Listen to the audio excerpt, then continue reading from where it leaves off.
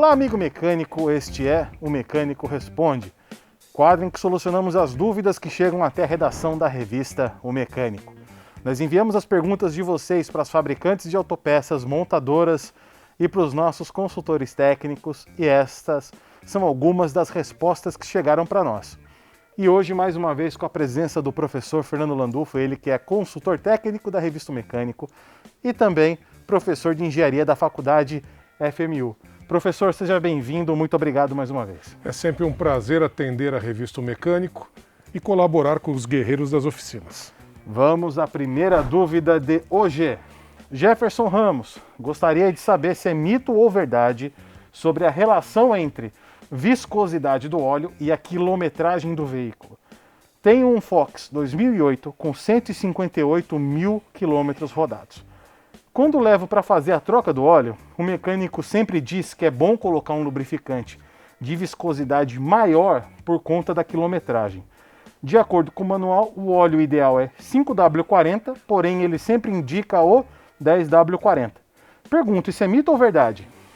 Olha, as montadoras nada dizem a respeito de uso de lubrificante com maior viscosidade, mesmo nos motores de alta quilometragem.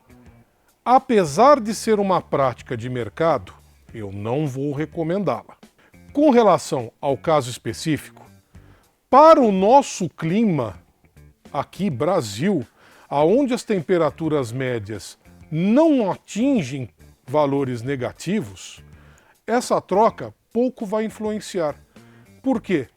A viscosidade a quente, ou seja, aquela medida a 100 graus Celsius, foi mantida, essa é a E40. O que foi trocado foi a faixa de viscosidade a frio, um 5W, cujo limite de bombeamento é menos 30 graus Celsius, para um 10W, cujo limite de bombeamento é menos 25 graus Celsius. Ou seja, para o nosso clima, não vai fazer diferença alguma. Nesse caso aqui, a gente está falando da viscosidade, de como a viscosidade influencia no motor desgastado, mas como a gente está falando de um Fox 2008 com motor EA111, a gente precisa lembrar que a Volkswagen é muito rígida com especificação de óleo, não com relação à viscosidade, mas sim com relação à aditivação e aprovação. Existe uma norma chamada Volkswagen VW 508.88 que deve ser seguida à risca para esse motor EA111. Então, os produtos que devem ser usados nesse motor EA111, eles precisam estar dentro da norma, esteja o motor mais novo ou mais velho, senão a gente pode ficar sujeito a problemas, correto? Com absoluta certeza. O produto tem que ter aprovação da montadora, como já falamos em outras ocasiões. O produto tem que atender viscosidade, serviço e também aprovação da montadora. Perfeito. Vamos à próxima dúvida do dia. Henrico Hipólito. Professor, é importante confirmar. As concessionárias afirmam que os parafusos de fixação de cabeçote podem ser reaproveitados em até 3 vezes. Vocês podem confirmar, por favor? Ele não menciona que marca, né? Ele não menciona um caso específico. Que marca e que modelo? Não existe uma regra geral. Cada caso é um caso. Quem define o reaproveitamento ou não do parafuso é a montadora por meio do manual de serviço de boletins técnicos. A gente sabe, por exemplo, que a Nissan, no caso do motor HR10, cuja matéria está aqui na descrição, que o parafuso de cabeçote ele pode ser reaproveitado se o alongamento dele estiver dentro de uma medida preconizada pela montadora. Porém, parafuso com aperto angular, tem que tomar muito cuidado. A maioria não reaproveita. O parafuso é uma peça muito barata para se arriscar a integridade do motor, da montagem feita por conta dele. Não vale a pena economizar justamente nisso. Perto do serviço total, um jogo de parafuso é quase nada. É nada. Não vale a pena. Vamos à próxima dúvida. Dúvida do Hermes Ferreira Lima sobre fluido de freio.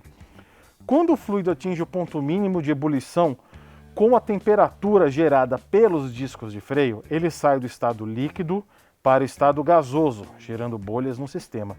Isso não abaixa o nível do fluido no reservatório devido à perda líquida? Realmente isso pode acontecer. No entanto, é preciso levar em consideração um outro fator, o fator tempo. A ebulição de um líquido não é imediata. A partir do momento que o líquido atinge a temperatura de ebulição, ele necessita de um certo tempo para perder este volume. Basta fazer uma experiência simples em casa com uma chaleira d'água no fogão. A partir do momento que a água entra em ebulição, ela não evapora instantaneamente. Ela leva um tempo. Então, vai depender do tempo que esse líquido permaneceu em ebulição dentro do sistema. Outra coisa que precisa se levar em consideração: o reservatório tem uma tampa com um furo. Qual o tamanho desse furo? O tamanho desse furo também vai definir o tempo de evaporação. E outra coisa, o fluido de freio costuma absorver água. Quanto de água esse fluido de freio já absorveu? Então são fatores que precisam ser pesados e considerados antes de se tirar uma conclusão. A evaporação não vai ser um fator tão crítico no fluido de freio, né, considerando que o fluido está higroscopicamente dentro daquilo que é esperado, não vai ser um fator tão decisivo assim para baixar o nível no reservatório, né? Não, não vai. Agora, a geração de bolhas de ar, sim, porque essas bolhas de ar são compressíveis e vão influenciar no quê? No funcionamento e na eficiência do sistema. Perfeito.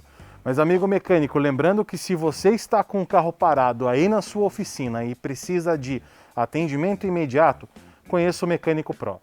O Mecânico Pro é uma ferramenta que te auxilia com as dúvidas no dia a dia da oficina, com atendimento imediato de técnicos especializados da indústria. Tem um carro parado aí na oficina esperando saber qual o torque adequado ou encontrar o esquema elétrico? Consulte o Mecânico Pro. Por enquanto é só, pessoal. Até a próxima.